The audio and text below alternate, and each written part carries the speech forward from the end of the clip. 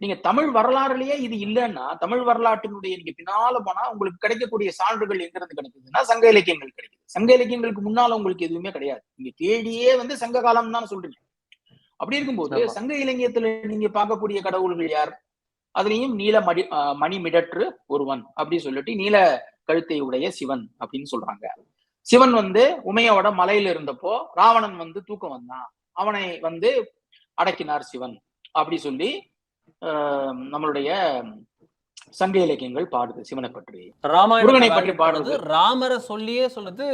தொல்காப்பியத்துல ராமன் பற்றி ஓமை இருப்பதா கூட ரெஃபரன்ஸ் இருக்கு. ராமன் போன்ற ஒருவன் இருக்கணும், கணவன் என்றால் ஒரு ஆண் என்றால் ராமன் போல இருக்கணும்னு ஒரு ரெஃபரன்ஸ் இருப்பதா சொல்லி கேட்டிருக்கேன். ஆமா. அதுக்கு பிறகு நம்மளுடைய கிருஷ்ணனை பற்றி கலித்தொகையில பல பாடல்கள், கிருஷ்ணர் மட்டும் இல்லாம பலராமர், யாதவ வம்சத்தினுடைய பலர்